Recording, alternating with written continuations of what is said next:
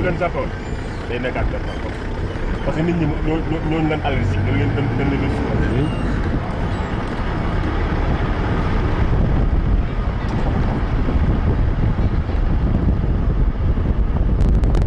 marché bi mu xaw waaw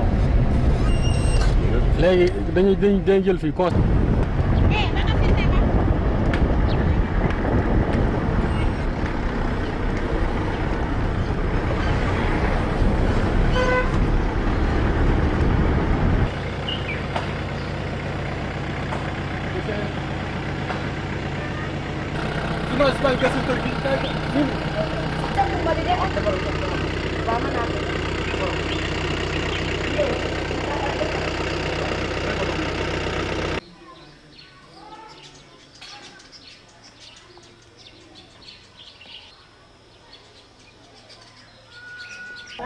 dama doon bàcc loolu bu ñëwee si dama daal di summi sa sama bu ñëw daf comme ni def sa hôpital solo sama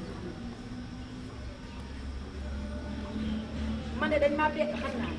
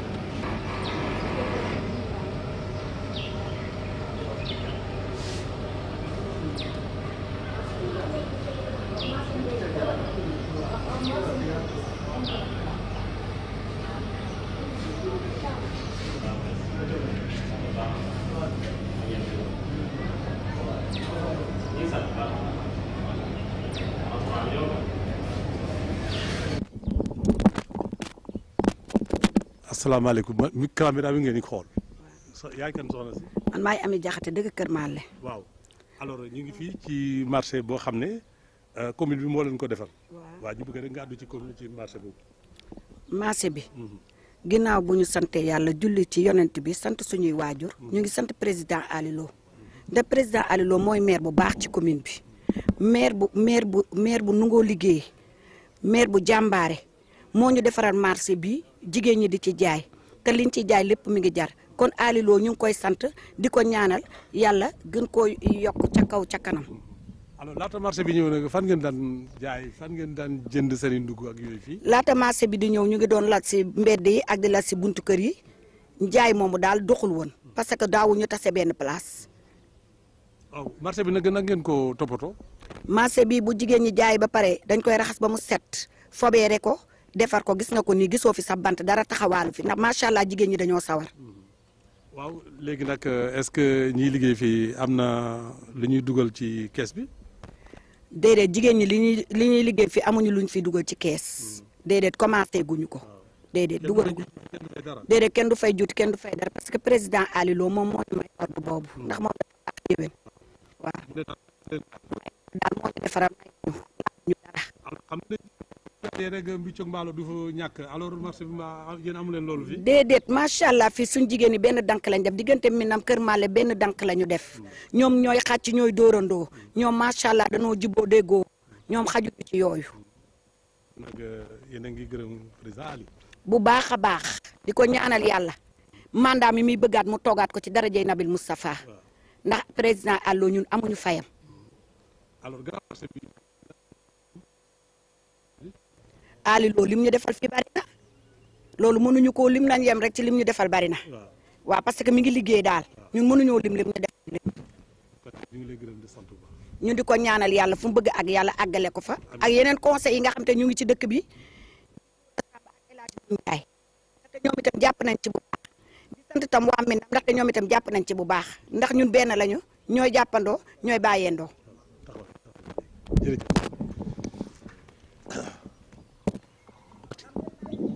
Vous regardez la caméra. Alors, non, c'est moi qui tiens là. Bonjour, présentez-vous. Je m'appelle Seklo, j'habite à Minam, commune de Taïba Ndiaye. Voilà. Oui. Alors, donc, vous êtes entrepreneur? Oui, je suis entrepreneur. Je travaille avec la commune de Taïba Ndiaye et la Sénélec, avec les extractions électriques, avec la mer, comme le marché que vous voyez, et d'autres infrastructures. Je travaille assez de travail avec la mairie. Voilà, donc c'est vous qui avez réalisé, vous êtes l'entrepreneur qui a réalisé ce marché? Oui, je suis l'entrepreneur qui a réalisé ce marché-là. Avec l'autre, il y a des autres marchés à Kermadjan, il y a d'autres. C'est moi qui l'ai réalisé avec la mairie de la commune de Taïba Ndiaye. Alors, donc, est-ce que ça a été facile quand même? C'était pas facile, quoi, mais rien n'est facile, quoi. Parce que, comme entrepreneur, le maire m'a donné le marché. J'habite au village, j'ai fait tous mes moyens, je l'ai travaillé à clé à main. Je l'ai travaillé à clé à main, après on m'a financé. Donc c'est pas facile. Mais alhamdoulilah. Combien vous avez mobilisé comme ressources humaines, ressources financières pour le marché? Il y a les financiers, il y a comme les banques, il y a les mutuelles, et ma part sociale et les autres. J'ai doublé pour faire réaliser ce marché-là. Et le marché vous a coûté combien? Ça va coûter presque à 12 millions et quelques. Oui, au TVA, quoi. Et la commune vous a remboursé intégralement? Non, actuellement, il y a les revenus, les 5% de garantie. Depuis 2018 jusqu'à présent, je n'ai pas reçu mes 5%. Il y a plus de 600 et quelques mille qui est là en dehors, qui dorment. Oui. Oui, mais Dieu merci. Oui, Dieu merci, oui. Voilà.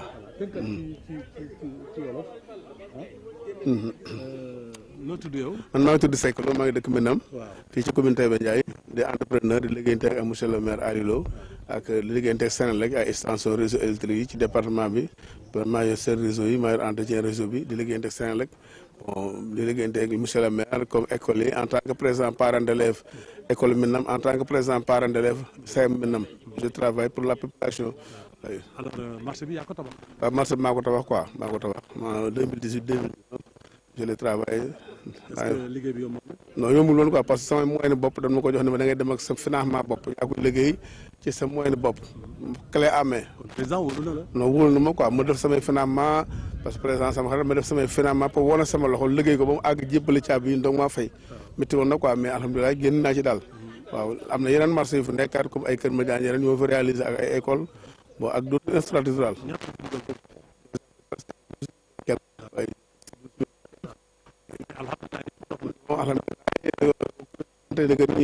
sama quelques millions ay retour de garantie ak jafe-jafe yi trésorerie bi yooyu la quoi mais alhamdulilah quoi alhamdulilah waaw man fay nañ ko wala mu ne 5% garantie alhamdulilah alhamdulilah waaw non non daal di commune bi liggéey bi bari na jafe-jafe daal bari na jafe-jafe loolu ko loolu du ay wax. mais lépp soxla. léegi nag bu ñu ko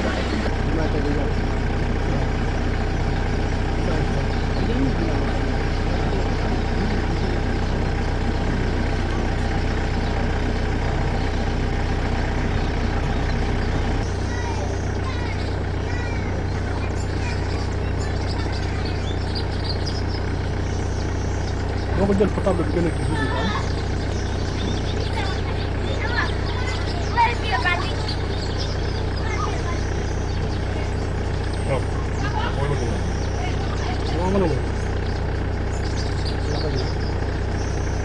léegi bi dañuy jaar si Ndéla ñu jëlaale Ndéla ñu dem ci kii dispensaire. ah waaw. marché bi moo gën a moo da ko def dañ ko def ay table. l'environnement du marché.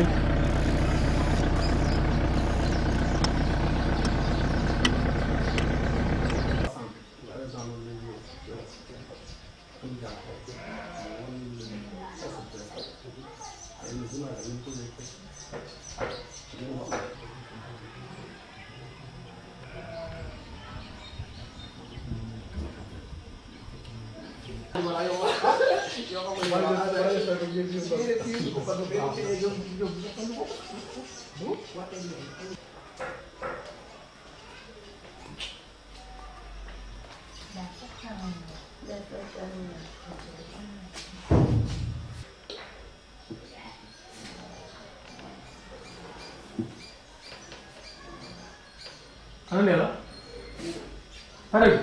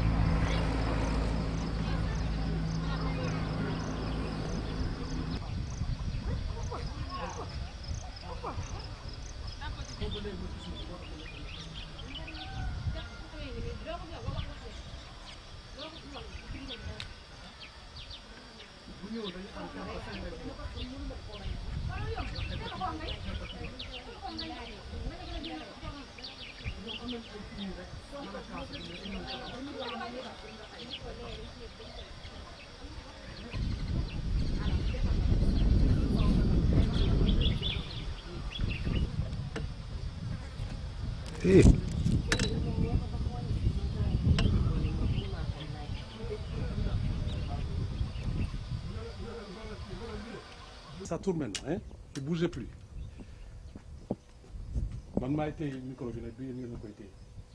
Voilà.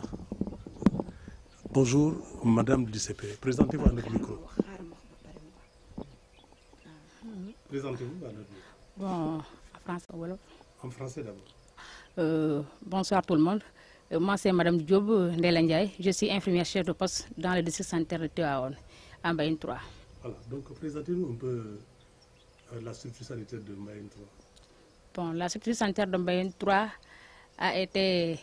c'était une case de santé qui a été érigée en poste depuis 2008. Et depuis lors, c'est moi qui ai l'ICP de 2008 à nos jours.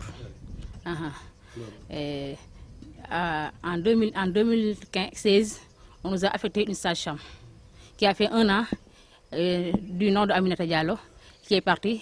Et de 2017 à nos jours, il y a cette sage-femme, Madame Baldé, Aminata Niang, qui est ici depuis lors. Et nous travaillons ensemble avec nos ASC, notre dépositaire et tout le personnel subalterne qui est là-bas. Nous travaillons ensemble. Alors, quels sont les services qui sont disponibles au niveau de cette structure sanitaire? Bon, dans un premier temps, il y a la consultation en médecine que je gère moi-même. Il y a la vaccination que je gère moi-même. Bon, il y a les mises en observation qu'on appelle communément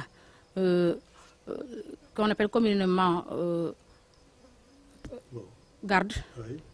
La mise en observation des malades, qu'on garde pendant 1 heure. 1 heure de temps, 2 heures de temps, voire 24 heures. Les hospitalisations. Bon, en post-santé, on ne dit pas hospitalisation. Oui. Mais communément, on appelle hospitalisation dans les hôpitaux. Mais chez nous, c'est la mise en observation. Au maximum 24 heures. Oui. Ouais. Avant d'acheminer? Avant d'acheminer le malade chez elle, ou bien en cas de rechute, on réfère vers Tivaouane, vers le centre de santé. Alors, par quel moyen? On a une ambulance maintenant. Mais avant, les malades étaient transférés par elles-mêmes, par eux-mêmes. Qui vous a offert l'ambulance? Qui vous l'a donné? L'ambulance, c'est le CGO qui l'a offert à la mairie. Et la mairie nous a transféré ça depuis 2 ans.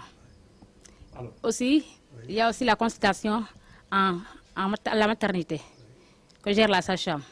Il y a les CPN, les visites prénatales. Il y a les consultations en planification familiale. Il y a les accouchements. Il y a les consultations en postnatal. Les femmes qui ont accouché et qui doivent revenir répondre à leur rendez-vous. C'est la sage-femme qui gère ça. Alors, en plus, elle-même, elle fait les consultations générales chez les femmes enceintes. Alors, quelles sont les pathologies qui sont présentes ici, qui sont courantes ici? Qui sont courantes ici. Chez les enfants surtout. Il y a les diarrhées et les vomissements, les infections respiratoires aiguës. Chez les enfants comme chez les adultes. Aussi, il y a aussi les GSTA chez les personnes âgées. Il y a aussi, présentement, il y a la grippe saisonnière qui sévit. Alors, comment la commune vous appuie? Comment elle vous soutient? La commune nous soutient. Dans un premier temps, il y a la dotation de la collectivité locale qui vient chaque année. En médicaments ou en argent? C'est en médicaments. En médicaments. Une valeur de combien à peu près? À peu près, nous sommes 2 postes dans la localité. La commune a 2 postes et 7 cases de santé. Donc, on nous octroie 6 millions de francs CFA qu'on divise entre les 2 postes et les 7 cases. Alors, donc, vos attentes, quelles sont vos attentes aujourd'hui? Bon, vraiment, nos attentes aujourd'hui, sinon on remercie vraiment la mairie en rapport avec le ministère de la Santé. Nous remercions au passage le ministre de la Santé, Abdoulaye Diouf Sarr, de nous avoir donné un poste de santé neuf, dont l'inauguration n'est pas encore faite, mais on attend. Vraiment, on remercie le ministre, on remercie le maire Alilo, on remercie tous les conseillers qui sont au niveau de la mairie, nos partenaires et vraiment notre personnel. Donc, ce nouveau poste de santé, le plateau technique est un peu élevé. Oui, le plateau technique est un peu élevé, mais vraiment ça reste. Parce que c'est un poste de santé seul. C'est un poste de santé seul. Et ma foi, on devrait avoir un poste de santé avec une maternité. Parce que déjà, il y a le couple infirmier sage-femme qui est là. Si le couple infirmier sage-femme est là, donc on doit avoir un poste de santé plus une maternité. Oui. C'est ça votre doléance? Ouais, c'est notre doléance. Ensuite, comme on l'avait dit tout à l'heure là-bas, le poste de santé, c'est lui qui paye lui-même son électricité. Et c'est l'État qui doit payer l'électricité des structures publiques. Vraiment. On lance un appel à la commune, à l'État, de payer l'électricité du poste de santé de Mbayène 3. Aussi de recruter encore des personnels qualifiés. Parce qu'une infirmière et une sage-femme seule, ça ne suffit pas maintenant pour gérer un poste de santé. Voilà. Merci. si yow kon nag dina taxawaay metti na. waaw asalaamaaleykum ginnaaw bu ma leen nuyoo monsieur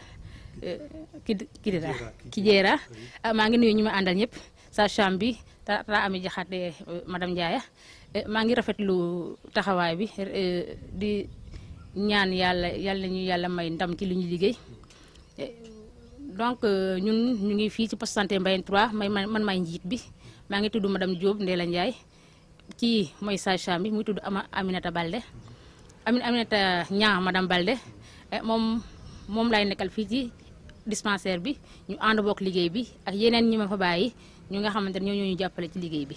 dispensaire bi nag li ñu fay liggéey mooy faju sojo saqat faju tension faju sibiru ak grippe bi nga xam ne moom moo xew instant bii sage-femme bi wàllam moom mooy seet jigéen yi wanu loor dimbali leen ba keroog ñuy am seen doom. ginnaaw bu ñu amee doom aussi di leen di accompagner ba ñu am ñeent fukki fan ak ñaar mu leen seet di leen saytu seen doom ginnaaw loolu aussi ku ci bugg nga li nga xamante ne moom la ñuy wax planning maanaam moytu nef moom tamit da koy def yeneen xeetu feebar yi nga xamante ne feebaru sëy la tamit di dox diggante góor ak jigéen aussi yëpp da koy saytu ci njabootu jigéen ñi nekk ci localité bi waaw léegi nag ñun ñi ñu ngi fii taxaw fii ci benn poste santé bi nga xamante ne état bi moo ñu ko may état bi nag ñu ngi ci jiital ki nga xam ne moo la fi nekkal muy le maire Alelo vraiment ñu ngi koy remercier Abdoulaye Diouf Sarr bi nga xamante ne moom moo am xalaat boobu ba poste santé bi taxaw fii poste santé bi nag dañoo bëggoon baax na rafet na doy nañu mais dañoo bëggoon daal ñu ngeen ko dooleel def ci maternité parce que maternité dafay li xamante ne poste santé mënta dem sans maternité donc ñun daal suñu doléance mooy li ñuy ñaan mooy ñu defar ñu maternité fii ak courant bi nga xam ne ñun ñoo koy fayal suñu bopp ci dispensaire bi te yeneen poste santé yi ñu gis ne duñu fay seen courant ñun bëggoon nañu wax dëgg yàlla état bi dimbalañ ci loolu duñu fayal suñu courant bi wax dëgg sinon moom wax dëgg yàlla amuñu leneen ñu ñaxtu def baax na jërë ngeen jëf. donc soxna si asalaamaaleykum. maaleykum salaam. yaay conseillère municipal présidente commission santé bu commune bu Taïba Ndiaye. waaw alors léegi bu bëgg nga wax ñu tuuti naka la commune di jàppale structure sanitaire yi nga xam ne ñoo fi nekk et léegi nag dégg nga kaddu bi nga xam ne moom la ICP bi yëkkati waaw. xanaa loo ci mën a tontu. xanaa di dellu di santaat président Alilo maire bu bëgg commune am maire bu nungoo liggéey di ko ñaanal rek chaque jour ndax Alilo loo ko wax lu ne lu mu ca mën dina ko def ndax hôpitalu Mbayène bi mi ngi leen di jàppale ak yeneen hôpital dotation bi 8 millions lay joxe chaque année pour ñu jënde ko garab yi nga xamante ne moom la ñuy fajee xale yi ak mag ñi hôpital bi kii dispensaire bii mu ñu defaral dañuy ñaanaat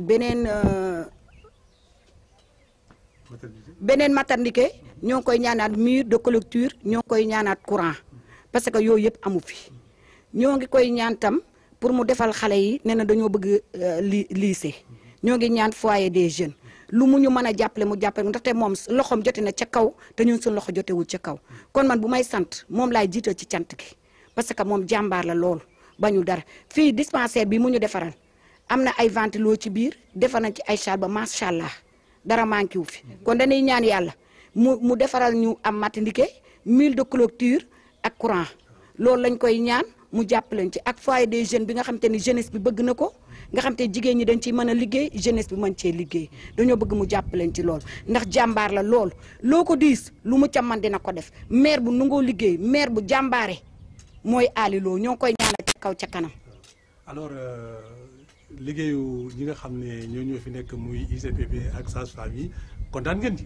très kontaan bu baax a baax man damaa sopp Ndéla ak Amina seen liggéey ndax ñii dañoo yaatale Amina boo ñëwee heure boo ko fëggee dina jóg xoola boo ko gisee bëñ ba ngay jëkk a gis Ndéla Ndiaye bi fi nekkee léegi mat na 10 ans bi ñu ñëw laa ko wax Ndéla du mere kenn Ndéla loo ko woo suba ba ci ngoon jóg na Ndéla ak cawarteem Ndéla bi ñuy débuté hôpital bi defe naa xaalisam moo ci jiitu hôpital bu njëkk bi ñu koy defar xaalisam 400 000 am moo ci jiitu te man chaque réunion dama cee bokk ci réunion bi damay assister jigéen ju jàmbaare Ndéla Ndiaye bëgg liggéeyam bëgg askan wi mooy Ndéla Ndiaye ak Amina mi sama ginnaaw ak ñeneen xale yi nga xamante ne ñoo nekk seen ginnaaw macha allah ñi dama leen di sant di leen gërëm te ñëpp leen sant gërëm leen ñoom yàlla jàppale na leen ci seen pàcc du ñu laaxan doom aadama mosu ñoo laaxan doom aadama du koy accoucher du ko feebar yal na leen yàlla gën a taxaw yokkal leen seen garaat darajay Nabil Moustapha. mooy àdduna ak jëmale ko ci askan bi ñoom it ñu jàppale leen parce que ku ñuy sàng sa gannaaw yow it nga ragg sa biir. ragg na biiram de ragg nañ seen biir de. askan bi waaw. askan bi population bi ñoom ñëpp a sant ñoom Ndéla Ndiaye. population bi ñoom ñëpp a sant Ndéla Ndiaye Amina ak xale yi nekk ànd ak ñoom ci seen ginnaaw. toppatoo dispensaire bi. toppatoo dispensaire bi ñun. toppatoo marché bi yëpp la ñuy toppatoo. ñoom yëpp la ñuy toppatoo ñoom dañoo am seen cawarte. ambulance bii ngeen gis fee président Ali Lo moo ko lijjanti ba indil ñu ko fii ñaari ambulance sa woon mu jël benn ba jox ko Taïba Ndiaye jël benn ba jox ñu ko kon bu ñu amee ambulance c'est grâce à Ali Lo parce que Ali Lo loxoom jote na ci kaw moom moo ñu nekkal ci kaw ñu nekk fii ci suuf lépp loo xamante ni jaaxal nañu ñu woo ko lu mu ci mën tam mu def ko ci ñoo ngi koy ñaan nag maternité bi ndax maternité mënta ñàkk fii mur de clôture mënu fee ñàkk courant bi mënu fee ñàkk équipement mënu fee ñàkk kon président Ali Lo ñun ñoo ngi lay ñaan nga gën a appuyé wu. est-ce que sage-femme yi ak ICP bi am nañ logement. ñoom seen logement gi fii ci fi ñu jóge foofu la seen logement nekk am nañu logement commune Taïba Ndiaye defar na fa logement. waaw man ñoom ma di leen gërëm di leen sant di gërëm président Ali Lo bi ñu nekkal ci kaw di ko gërëm di ko sant ndax luñ ko wax lu ne lu mu sa man mu ko cay def.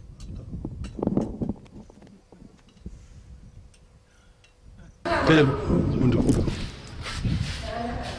ubbi waaw je dugalaat waaw ok.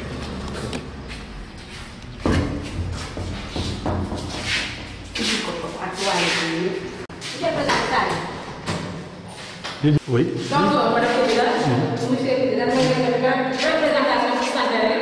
fii moom mooy ICP bi. fii la ICP bi dafa defee say consultation. waaw. fii nag banc bi. malade bi toog. banc bi moom malade bi toog. ñu doxal ci beneen banc malade yi toog. fii mooy salle bi nga xamante ne fii la ñu xel di defee suñu pansement yi. ak suñu kër yi injection pansement mooy salle bii waaw injection pansement. salle bi ba day moom la ñu waxoon ne moom mooy pansement sax. mais ginnaaw bi ñu xool ne kii bi néeg yi bariwuñu. ñu ko toftal ci salle bu mag bii nga xam ne fii lañu tàmbali moom salle bi ñu koy boole ci salle yi nga xamante ne mooy salle observation deuxième salle bi waaw. fii nag mooy grande salle. mooy gable.